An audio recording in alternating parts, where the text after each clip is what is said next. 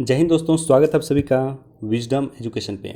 आज 7 अगस्त 2021 है। दैनिक जागरण के राष्ट्रीय संस्करण का कंप्लीट न्यूज़ एनालिसिस करेंगे जो यूपीएससी, स्टेट पीसीएस या किसी भी वनडे एग्जाम के प्रीलिम्स, मेंस और इंटरव्यू तीनों ही पर्सपेक्टिव से इम्पोर्टेंट होगा।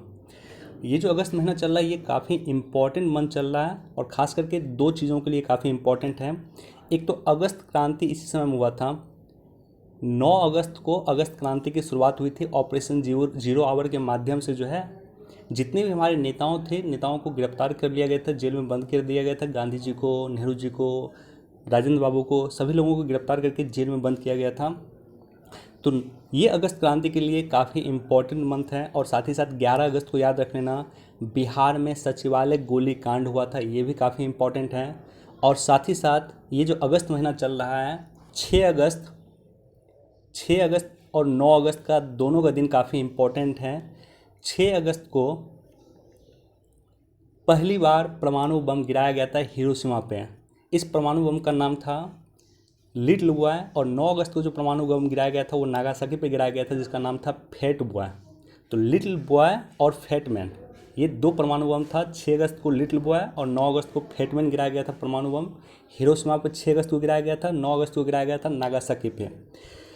ये मैं इसलिए डिस्कस कर रहा हूँ कि कल मैंने देखा है कि बीपीएससी का जो इंटरव्यू चल रहा है 65 बीपीएससी का, उसमें कुछ लोगों से ये क्वेश्चन पूछा जा रहा है। तो इसलिए अगर आप इंटरव्यू दे रहे हैं 65 बीपीएससी मेंस का, 65 बीपीएससी का इंटरव्यू दे रहे हैं, तो ऐसे कंडीशन में ये सब चीज़ों की आपको जानकारी होना चाहिए। अगस्त महीने की निश्चित तौर पे आपको जानकारी होना चाहिए। इसमें जितने भी पर्सपेक्टिव हुए हैं, जितने भी बड़े बड़े इवेंट हुए हैं, उसकी जानकारी आपको ज़रूर होना चाहिए। राजीव गांधी नहीं, अब होगा मेजर ध्यानचंद खेल रत्न पुरस्कार। राजीव गांधी खेल रत्न पुरस्कार का नाम चेंज कर दिया गया है। जो खेल के सेक्टर में सबसे बड़ा अवार्ड माना जाता है राजीव गांधी खेल रत्न पुरस्कार, ये अब जाना जाएगा मेजर ध्यानचंद खेल रत्न पुरस्कार के रूप में जाना जाएगा। कल मैंने ओलंपिक पे एक सेपरेट वीडियो बनाया था, भारतीय ओलंपिक टीम के इतिहास। तो उसमें मैंने आपको दो बातें बताई थी। एक तो भारत का जो हॉकी टीम है, इन्होंने अभी तक 8 गोल्ड मेडल जीते हैं ओलंपिक में, जो किसी भी देश के लिए हाईएस्ट है। 6 ओलंपिक तक भारतीय हॉकी टीम ने गोल्ड मेडल जीता लगातार, कंटिन्यूसली। और इसके साथ ही साथ 8 टोटल गोल्ड मेडल जीता है, जिसमें 6 लगातार जीता है और 1 सिल्वर मेडल जीता है और 3 ब्रॉन्ज मेडल जीता है। तो भारत के हॉकी टीम का इतिहास ओलंपिक में स्वर्णिम अक्षरों में लिखा गया है। और इसमें सबसे महत्वपूर्ण भूमिका, सबसे महत्वपूर्ण नाम आता है मेजर ध्यानचंद का, जिसे हॉकी के जादूगर कहे जाते हैं। इन्हीं के जन्मदिवस के अवसर पे 29 अगस्त को इनका जन्मदिवस मनाया जाता है और 29 अगस्त को राष्ट्रीय खेल दिवस मनाया जाता है, जो मेजर ध्यानचंद जी के जन्मदिवस पे अवसर पे मनाया जाता है। तो इन्हीं को सम्मानित करने के लिए भारत सरकार ने राजीव गांधी खेल रत्न पुरस्कार को नाम चेंज करके मेजर ध्यानचंद खेल रत्न पुरस्कार कर दिया गया। इसको एक बार देख सकते हैं। चीनी सेना ने गोगरा में अस्थायी निर्माण भी हटाए। तो निश्चित तौर पे भारत और चीन के बीच में एक अच्छा काम चल रहा है, दोनों ही सुलह की ओर बढ़ रहे हैं। ये निश्चित तौर पे एक अच्छा सबब है भारत और चीन दोनों के लिए। देखो, कल हमने डिस्कस किया था कि एमपीसी की मीटिंग चल रही है। एमपीसी का बेसिक कॉन्सेप्ट मैंने आपको बताया था कि मॉनेटरी पॉलिसी कमेटी का गठन वित्त विधेयक 2016 के माध्यम से किया गया। मॉनेटरी पॉलिसी कमेटी में टोटल 6 मेंबर होते हैं। इस 6 मेंबर में 3 मेंबर सरकार की तरफ से होते हैं और 3 मेंबर आरबीआई की तरफ से होते हैं। आरबीआई की जो तरफ से 3 मेंबर होते हैं, उसमें एक मेंबर होते हैं आरबीआई का गवर्नर, जो मॉनेटरी पॉलिसी कमेटी का चेयर करता है। इसके अध्यक्ष होते हैं, एमपीसी के अध्यक्ष कौन होते हैं? तो आरबीआई गवर्नर होते हैं। तो बेसिकली इसका काम ये है कि मौद्रिक नीति की समीक्षा करना, बैंकों का जो रेट बढ़ना चाहिए, लोन का रेट बढ़ना चाहिए या घटना चाहिए, रेपो रेट बढ़ना चाहिए या घटना चाहिए, इसको लेकर के ये समीक्षा करने का काम करता है। और इन्होंने अपना रेट कांस्टेंट रखा है, इन्होंने अपना रेट चेंज नहीं किया है। एमपीसी की मीटिंग प्रत्येक 2 माह में होती है और एक वर्ष में टोटल जो है 6 मीटिंग होती है एमपीसी की, मॉनेटरी पॉलिसी कमेटी की। तो इन्होंने रिवर्स रेट कितना है अभी 3.35% और बैंक रेट जो है 4.25% बनाए रखा। और साथ ही साथ महंगाई का अनुमान जो है इन्होंने साल के लिए जो 5.1% पहले था, इसे बढ़ा करके इन्होंने कर दिया है 5.7%। यानी चीज़ें महंगी रहेगी, ये आरबीआई का अनुमान है। तो बेसिक इन्फॉर्मेशन है जो आपको जानना चाहिए, और साथ ही साथ एक बार इसको आप देख सकते हैं। देखो, महंगाई को लेकर के एक समिति बनी थी, उर्जित पटेल समिति बनी थी। उर्जित पटेल समिति ने एक इम्पॉर्टेंट रिकमेंडेशन दिया था। उन्होंने कहा था कि महंगाई जो है, आदर्श रूप में महंगाई 4% होना चाहिए, ±2% हो सकता है। यानी मिनिमम महंगाई जो है 2% होना चाहिए और मैक्सिमम महंगाई जो है 6% होना चाहिए। 2% से जो मिनिमम है, 2% से कम महंगाई भी सही नहीं है अर्थव्यवस्था के लिए, और 6% से अधिक महंगाई भी सही नहीं है अर्थव्यवस्था के लिए। तो ये रिकमेंडेशन दिया था उर्जित पटेल समिति ने। इसको एक बार देख सकते हैं आप लोग। कानूनी उपाय बुजुर्गों की देखभाल में कोताही की तो खैर नहीं, इसको लेकर के एक अलग से सरकार जो है कानून लेकर आ रही है। जैसा कि आपको पता है कि अभी बजट सत्र चल रहा है, अभी संसद का सत्र चल रहा, बजट सत्र नहीं चल रहा, लेकिन संसद का सत्र चल रहा है। तो ऐसे कंडीशन में सरकार एक बिल लेकर आ रही है कि अगर आपके यहाँ किसी बुजुर्गों की देखभाल ढंग से नहीं होता है, तो वैसे कंडीशन में वो जो बच्चे होंगे, इनफैक्ट नाती पोते वगैरह भी जो हैं, उन पर भी कार्रवाई किया जा सकता है अगर उनके यहाँ बुजुर्ग की देखभाल ढंग से नहीं किया गया है तो निश्चित तौर पे सरकार के द्वारा एक अच्छा कदम है, एक सकारात्मक कदम है। जब भी ये बिल आए या जब भी ये एक्ट बने, तो आपके जो सामाजिक सुरक्षा या सोशल सिक्योरिटी जो टॉपिक है, उस टॉपिक में जाकर के आप इसको इनकनक्लेट कर सकते हैं, इसको समाहित कर सकते हैं।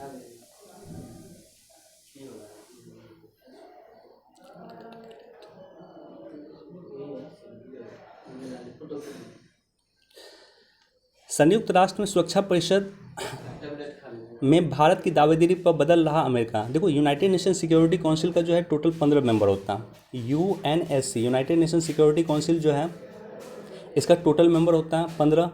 15 में जो 5 मेंबर होते हैं इसके परमानेंट होते हैं, और 10 मेंबर जो हैं अस्थायी होते हैं। भारत जो है एक अस्थायी मेंबर है यूनाइटेड नेशन सिक्योरिटी काउंसिल का, 1 जनवरी 2021 से लेकर के 31 दिसंबर 2022 तक, यानी 2 वर्ष तक के लिए भारत इसका अस्थायी सदस्य है। अगस्त माह इसलिए भी इम्पोर्टेंट है कि अगस्त महीने में Bharat United nation security council की अध्यक्षता कर रहा है। तो जितना भी नीति निर्माण होगा, जितनी भी मीटिंग होंगे, उसका जो भी डाटा होगा या उसका जो भी क्रियान्वयन होगा, उसको लेकर के नीति बनाएगा इस महीने, वो भारत बनाएगा। अब देखो, अमेरिका ने जो है, जो अमेरिका की पॉलिसी भी रही थी कि जो यूनाइटेड नेशन सिक्योरिटी काउंसिल है, उसके जो परमानेंट मेंबर हैं वो चेंज नहीं होना चाहिए, वो 5 के 5 ही रहना चाहिए। ये पॉलिसी अमेरिका फ़िलहाल चेंज कर रहा है।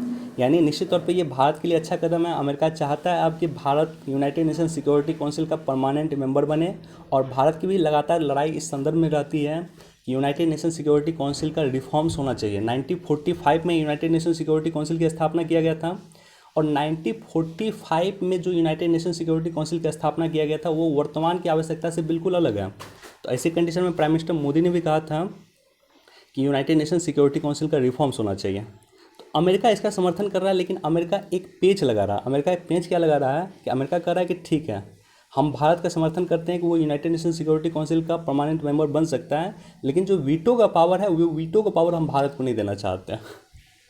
तो कोई इशू नहीं हमारे लिए सिर्फ ये इशू वर्तमान में है कि पहले हम यूनाइटेड नेशन सिक्योरिटी काउंसिल का परमानेंट मेंबर बन जाए। तो इसको एक बार आप लोग देख सकते हैं। अब देखो, यहाँ पे कतर के विशेष प्रतिनिधि मुतलाक नई दिल्ली पहुँचे। तो कतर के एक प्रतिनिधि हैं ये जो नई दिल्ली पहुँच चुके हैं। क्यों पहुँचे? क्योंकि तालिबान को लेकर के हमने वार्ता करना शुरू किया था।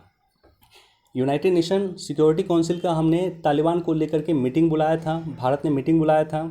और इससे पहले क्या हुआ कि कतर की राजधानी दोहा है, और दोहा में दोहा समझौता साइन हुआ था अमेरिका और तालिबान के बीच में। तो निश्चित तौर पे दोहा समझौता जो अमेरिका और तालिबान के बीच में साइन हुआ था, उसमें कतर की काफ़ी भूमिका थी, और भारत भी अप्रत्यक्ष तौर पे तालिबान के साथ मीटिंग में शामिल होना चाहता है। देखो, मैंने कई एडिटोरियल पढ़ा है, और कई एडिटोरियल पढ़ने के बाद जो मेरा निष्कर्ष है वो यही है कि तालिबान के साथ हमारे द्वार खुले रहने चाहिए। अगर कल के डेट में अफगानिस्तान पे तालिबान पूरी तरह से कब्जा कर लेता है, तो भारत जो है एक द्वार खुला रहना चाहिए, भारत को तालिबान से बातचीत करना चाहिए, ताकि भारत का जो इन्वेस्टमेंट है तालिबान में या अफगानिस्तान में, जो भारत का इन्वेस्टमेंट है, वो इन्वेस्टमेंट बेकार ना जाए। इसके साथ ही साथ कई सारे प्लान भारत एग्जीक्यूट करना चाहता है अफगानिस्तान, जिसका सेंटर केंद्र है। तो उस प्लान को हमें एग्जीक्यूट करने के लिए, उसे क्रियान्वित करने के लिए हमें तालिबान की ज़रूरत है। इसलिए तालिबान के साथ बातचीत करते रहना चाहिए। तो इसको भी पढ़ोगे तो इसका बेस में आपको यही चीज़ नज़र आएगा।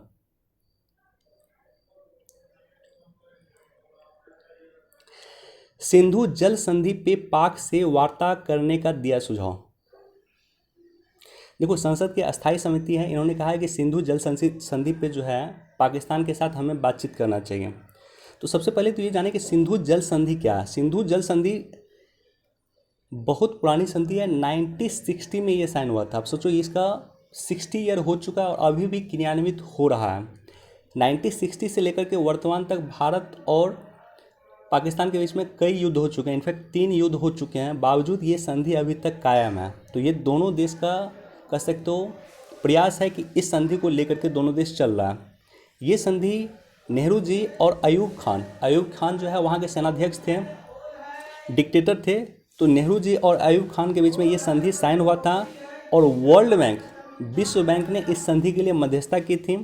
इस संधि का एक थीम था कि 80% पानी जो है सिंधु नदी तंत्र का, जो 80% पानी जो है वो पानी दिया जाएगा किसको, पाकिस्तान को दिया जाएगा, और 20% पानी जो है सिंधु नदी तंत्र का वो दिया जाएगा भारत को दिया जाएगा। मसलन सिंधु, झेलम और चिनाब का पानी जो है वो पूरी तरह से पाकिस्तान को जाएगा और रावी, ब्यास और सतलज का पानी जो है भारत यूज कर सकता है। ये बेसिक थीम था इस संधि का। वर्ल्ड बैंक इसकी मध्यस्थता किया था, ये भी याद रख लेना। कई बार वनडे एग्जाम वगैरह में पूछा जा सकता है कि सिंधु नदी समझौता जो है या सिंधु नदी संधि जो है इसका मध्यस्थता किसने किया था, तो इसका मध्यस्थता किया था वर्ल्ड बैंक के द्वारा। देखो, जल प्रबंधन अभी काफ़ी इंपॉर्टेंट टॉपिक है, एक अलग से वीडियो भी मैं बना दूंगा इसमें। लेकिन जल प्रबंधन को लेकर के जो जल जीवन मिशन सरकार योजना लाई है, जिसका टारगेट है कि 2024 तक हर घर नल जल होना चाहिए, मतलब प्रत्येक घर तक जल की उपलब्धता होनी चाहिए। इसके लिए केंद्र सरकार की सबसे बड़ी परियोजना में से एक है जल जीवन मिशन। तो इसको लेकर के उत्तर प्रदेश को 2400 करोड़ रुपए सरकार ने आवंटित किया है। ये अधिक इम्पॉर्टेंट नहीं है, अधिक इम्पॉर्टेंट है जल प्रबंधन के बारे में जानकारी होना चाहिए, वाटर मैनेजमेंट, वाटर स्कार्सिटी, ये सब टॉपिक जो है काफ़ी हॉट टॉपिक है। इसमें जितना हो सके डाटा आप कलेक्ट कीजिए, प्रैक्टिकल कुछ अगर उदाहरण है तो उसको भी आप समाहित कर सकते हैं। मसलन बिहार की जो आई थिंक बांका की एक महिला किसान है जिसका नाम है वंदना कुमारी। वंदना कुमारी ने क्या किया कि अपने छत पे जो है वाटर हार्वेस्टिंग करना शुरू किया, छत पे पानी का संग्रहण करना शुरू किया और छत पे जो पानी का संचयन करना शुरू किया उससे वो पशुपालन के लिए यूज करती थी और पशुपालन से जो पानी बच जाता था उसको खेत के लिए यूज करती थी, कृषि के लिए। तो ऑर्गेनिक फार्मिंग भी करती थी, वो पशुपालन भी करती थी और इसके लिए वंदना कुमारी को जो है ICAR, Indian council of agriculture research का जो है राष्ट्रीय पुरस्कार मिला। तो ये सब प्रैक्टिकल उदाहरण है जो अगर आप एग्जाम में समाहित करेंगे तो आपको अच्छे मार्क्स मिल सकते हैं।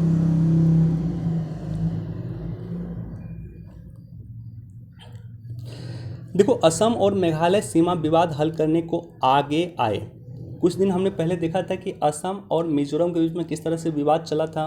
असम की जो पुलिस है और मिजोरम की जो पुलिस है दोनों एक दूसरे के जस्ट अपोजिट हो गई थी, दोनों एक दूसरे के सामने आ गई थी। और इसी तरह का विवाद जो है पूर्वोत्तर के कई राज्यों में चलता है। उसका मेन रीज़न क्या है, मेन रीज़न समझना होगा आपको कि असम से ही सारे राज्य लगभग निकले हैं। मेघालय भी कहीं न कहीं असम का ही पार्ट था, मिजोरम वगैरह भी असम का ही पार्ट था। तो कई सारे जो स्टेट बने हैं वो असम के ही पार्ट थे एक समय में, तो इसलिए डिस्प्यूट वहाँ पे क्रिएट करना स्वाभाविक है। अब यहाँ पे आपको याद रखना है क्षेत्रीय परिषद के बारे में जो हमने आपके साथ डिस्कस किया था। तो क्षेत्रीय परिषद की काफ़ी बड़ी भूमिका होती है और खास करके केंद्रीय गृह मंत्री की काफ़ी बड़ी भूमिका होती है इस तरह के मैटर को सॉर्ट आउट करने के लिए, सॉल्व करने के लिए।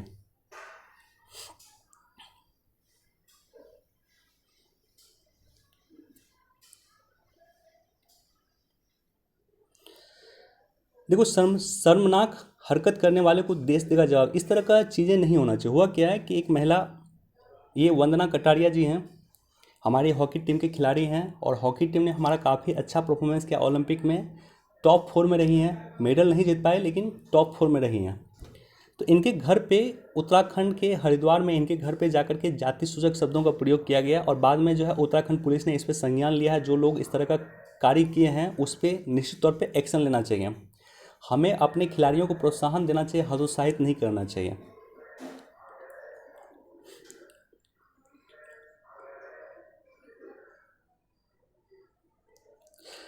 पीएम ने दिए लोकल को ग्लोबल बनाने का 4 मंत्र। तो प्राइम मिनिस्टर मोदी के द्वारा कुछ समय पहले एक योजना आया था लोकल टू वोकल, किस तरह से लोकल को वोकल किया जाए, लोकल को प्रसारित किया जाए। अब प्राइम मिनिस्टर ने कहा है कि लोकल को किस तरह से हम ग्लोबल बनाए, उसके लिए 4 मंत्र दिया। और इसको जरूर याद रखें, कहीं भी आप एग्जाम वगैरह में इसको लिख सकते हैं कि प्राइम मिनिस्टर मोदी का 4 सूत्री मंत्र क्या है, लोकल टू ग्लोबल। यानी जो उत्पाद मान लो कहीं गांव में बनते हैं उसको विदेशी बाजार में स्थापित किस तरह से किया जाए। मसलन बिहार के मैं एग्जांपल लूँ तो मधुबनी पेंटिंग को विश्व में किस तरह से स्थापित किया जाए। बिहार की अगर मैं बात करूँ तो जर्दालू आम बिहार में काफ़ी फेमस है, इसी तरह से शाही लीची फेमस है। विश्व बाजार में इसको कैसे स्थापित किया जाए, विश्व बाजार में इसको कैसे बेचा जाए, तो इसके लिए 4 मंत्र प्राइम मिनिस्टर मोदी ने दिए हैं। पहला उन्होंने कहा है कि गुणवत्तापूर्ण और वैश्विक स्तर की मैन्युफैक्चरिंग को बढ़ावा देना। हमें ऐसे मैन्युफैक्चरिंग को बढ़ावा देना होगा जो गुणवत्तापूर्ण हो, जो वैश्विक स्तर से जो है कंपटीशन कर सकें। चीन यही इसी कंडीशन में चीन हमसे आगे है। चीन जो है सस्ता सामान बनाता है और गुणवत्तापूर्ण सामान बनाता है, तो ऐसे कंडीशन में हमें चीन को जो है प्रतिस्पर्धा देना होगा। हमें ऐसे सामान तैयार करने होंगे जो गुणवत्तापूर्ण भी हो और वैश्विक स्तर की मैन्युफैक्चरिंग हो, तो उसे हमको बढ़ावा देना होगा और साथ ही साथ सस्ती भी हो। लॉजिस्टिक्स सुविधा को बेहतर करने के लिए राज्य सरकारों की भूमिका निभानी होगी। लॉजिस्टिक्स को इम्प्रूव करना होगा। लगातार मैं डिस्कस कर रहा हूँ यहाँ पे, जिस तरह से अडानी ग्रुप को जो है, जो लुधियाना में उसका फैक्ट्री था उसको बंद किया गया लॉजिस्टिक्स सेक्टर के कारण, तो ऐसा नहीं होना चाहिए। तो लॉजिस्टिक्स सेक्टर को इम्प्रूव करना भी इसमें शामिल किया गया। प्राइम मिनिस्टर मोदी के 4 मंत्र में एक है। तीसरा है केंद्र और राज्य को निर्यातक के साथ काम करना होगा। जो निर्यातक हैं, जो एक्सपोर्टर हैं, एक्सपोर्टर को हमें प्रोत्साहित करने की ज़रूरत है। एक्सपोर्टर्स के साथ हमें मिलकर काम करना होगा। और चौथा है कि देसी उत्पादों का बड़ा बाजार, अंतर्राष्ट्रीय बाजार खोजना होगा। जैसे मान लो बिहार की मधुबनी पेंटिंग है, तो विश्व का कौन सा बाजार उसका बड़ा बाजार है, उसे हमें खोजना होगा।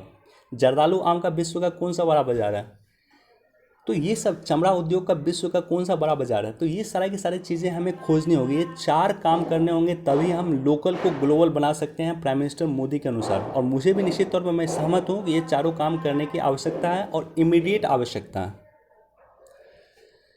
लक्ष्य पाने को चाहिए 3.368 अरब डॉलर मासिक निर्यात। देखो भारत ने क्या किया है कि 400 बिलियन डॉलर का निर्यात, वस्तु का निर्यात, सेवा की मैं बात नहीं कर रहा हूँ, सिर्फ वस्तु की बात कर रहा हूँ। 400 अरब डॉलर का निर्यात भारत ने तय किया है कि इस वर्ष भारत 400 अरब डॉलर का निर्यात करेगी।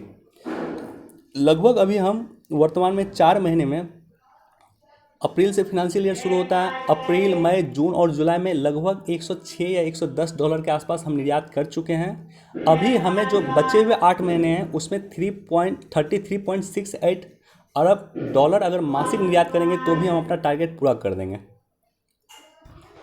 बस टारगेट आप याद रख सकते हैं कि 400 बिलियन डॉलर का हमारा टारगेट है, 400 अरब डॉलर का हमारा टारगेट है वस्तु निर्यात का।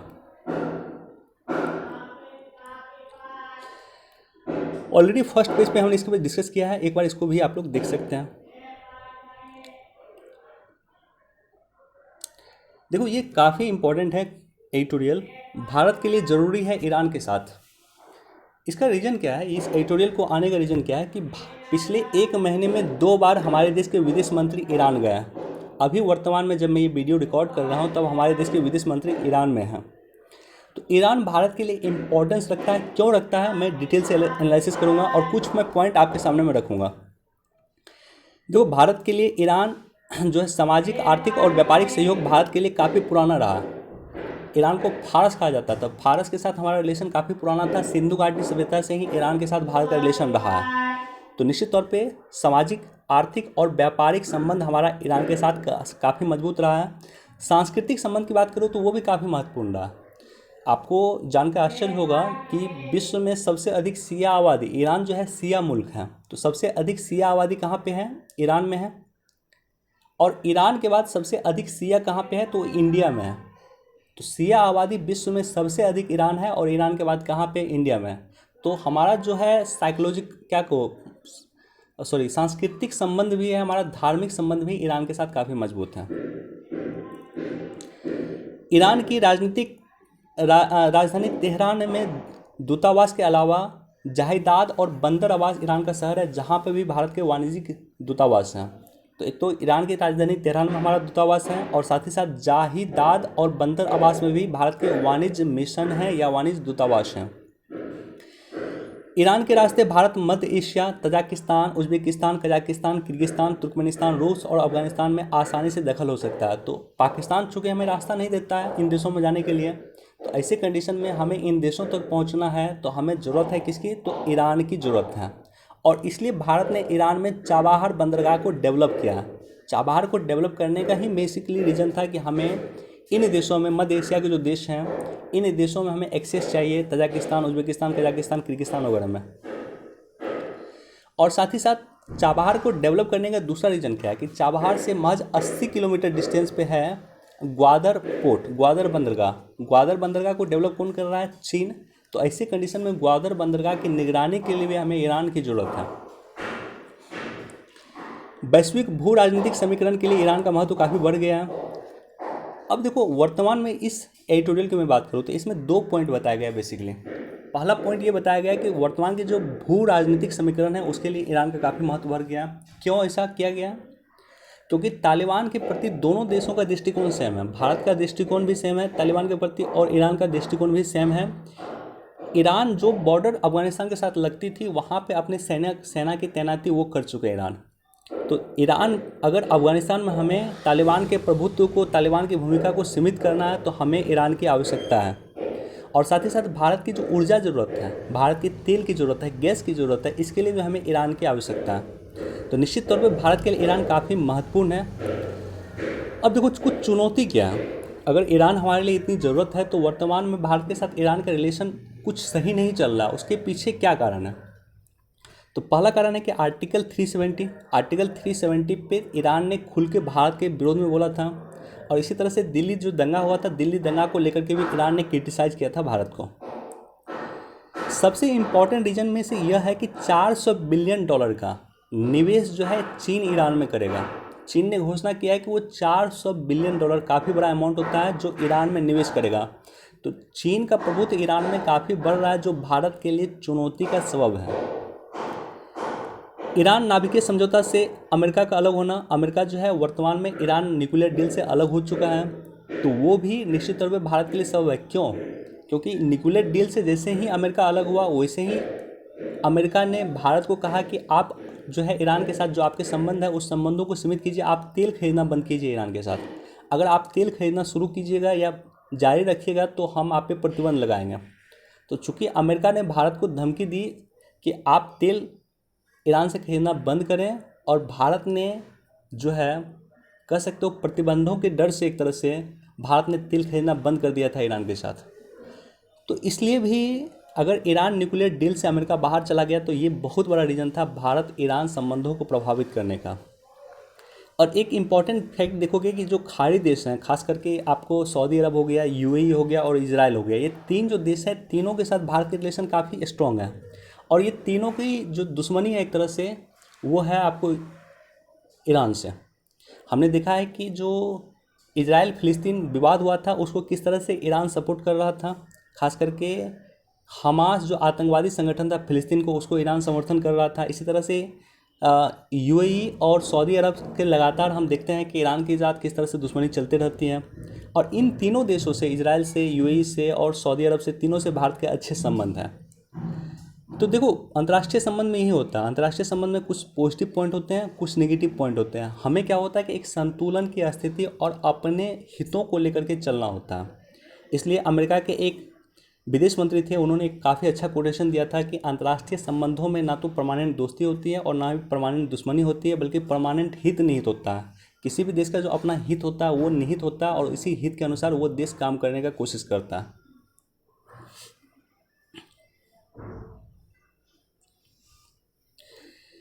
आरक्षण नीति को हो समग्र समीक्षा। देखो, ये मैं डिस्कस नहीं करना चाह रहा हूँ, लेकिन इसको खुद से आप लोग पढ़ना काफ़ी इंपॉर्टेंट है।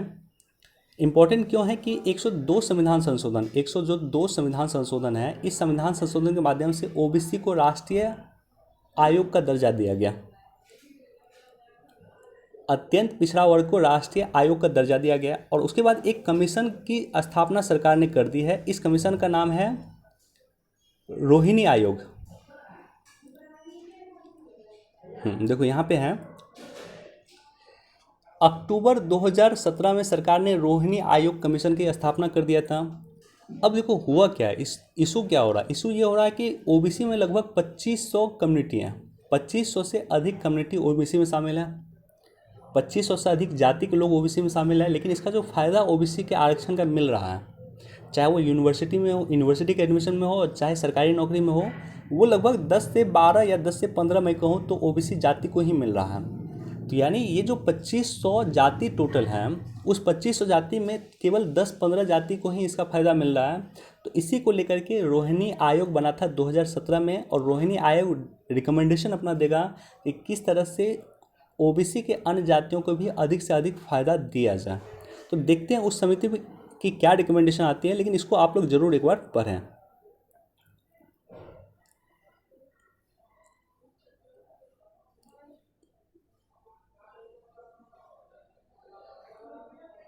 देखो यहाँ पे ऑलरेडी हमने डिस्कस किया था कि ईरान ने अफगानिस्तान में भारत की भूमिका का क्या स्वागत, तो इसको एक बार देख सकते हैं। हमारे देश के विदेश मंत्री और ईरान के जो नए राष्ट्रपति हैं इब्राहिम रईसी, ये वर्तमान में ईरान के राष्ट्रपति हैं इब्राहिम रईसी। तो इनसे मुलाकात करने के लिए हमारे देश के विदेश मंत्री वहाँ पे गए थे, और इनफैक्ट इनका जो ओथ सेरेमनी हो रहा है, उस ओथ सेरेमनी में भी हमारे देश के विदेश मंत्री शामिल हुए थे। देखो इसको मैं डिटेल से एक बार डिस्कस कर देता हूँ, ये काफ़ी इंपॉर्टेंट है टॉपिक, और ये लगातार चर्चा में है और लगातार चर्चा रहेगा। अमेरिका ने की ईरान की नई सरकार परमाणु वार्ता पे वापसी की अपील। तो अमेरिका कह रहा है कि जो ईरान की नई गवर्नमेंट है वो परमाणु डील में एक बार फिर से शामिल हो जाए। तो क्या है परमाणु डील, उसको देखते हैं हम। देखो परमाणु डील क्या है, इसका पूरा नाम पहले तो याद रखो कि JCPOA इसको कहा जाता है, joint comprehensive plan of action. Iran nuclear deal इसको कहें, या joint comprehensive plan of action, दोनों एक ही चीज़ है।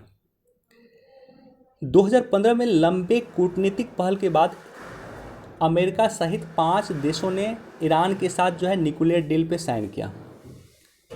2018 में संयुक्त राष्ट्र अमेरिका के द्वारा समझौते से अलग हो गए। 2018 में अमेरिका के राष्ट्रपति, वर्तमान राष्ट्रपति डोनाल्ड ट्रंप के द्वारा घोषणा किया गया कि ईरान न्यूक्लियर डील जो है अमेरिका के पक्ष में नहीं है, इसलिए अमेरिका इससे अलग हो रहा है। अब देखो इसका पृष्ठभूमि क्या है। पृष्ठभूमि ये है कि ईरान ने शांतिपूर्ण तरीके से नाभिकीय कार्यक्रम की शुरुआत कर दी थी, लेकिन स्थिति तब बिगड़ गई जब 2002 में लोगों को ये बात समझ में आई, या लोगों को ये सूचना मिला कि ईरान जो है NPT पे हस्ताक्षर नहीं किया, बावजूद अपने यहाँ न्यूक्लियर हथियार बना रहा है। ईरान न्यूक्लियर हथियार बना रहा है, ये लोगों को पता चला, ये विश्व के देशों को पता चला 2002 में। उसके बाद 2006 में संयुक्त राष्ट्र सुरक्षा परिषद ने ईरान पे कई तरह का प्रतिबंध लगा दिया।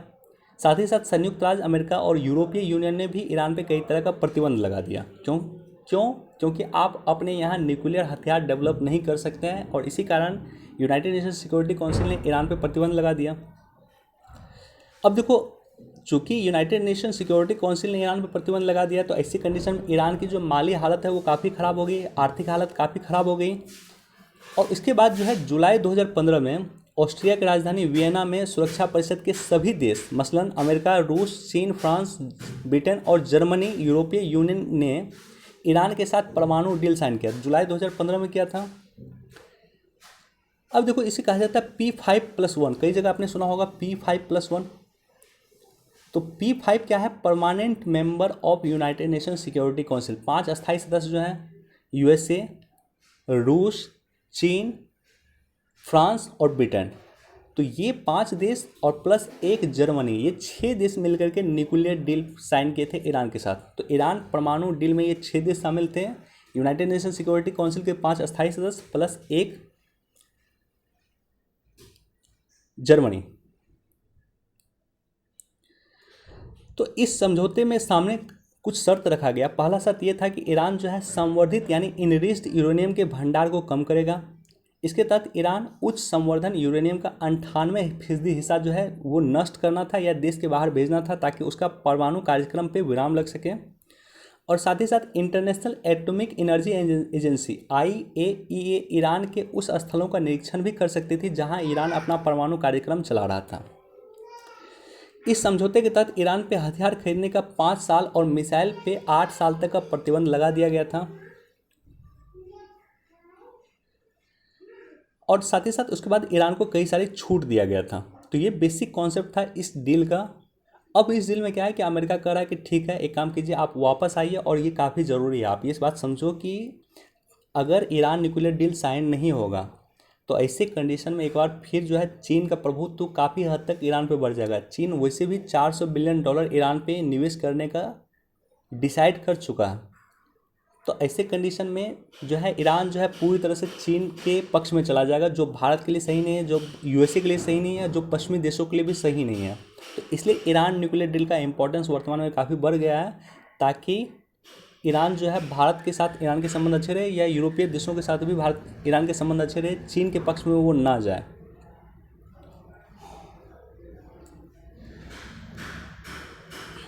शिनजियांग में मुस्लिमों के दमन के लिए चीन ने नए सैन्य प्रमुख की नियुक्ति की। शिनजियांग प्रांत वही है जहां पे उइगर मुसलमान रहते हैं। 10 लाख से अधिक उइगर मुसलमानों को जेल में रखा गया है चीनी सरकार के द्वारा। तो बेसिक जानकारी आपको होना चाहिए। और एक बार इसको भी आप लोग देख सकते हैं कि अमेरिका में 1 लाख ग्रीन कार्ड के बेकार होने का खतरा। तो निश्चित तौर पे भारत के जो आईटी के लोग हैं, आईटी इंडस्ट्रीज़ में जो काम करते हैं अमेरिका में, उसके जॉब पे खतरा हो सकता है।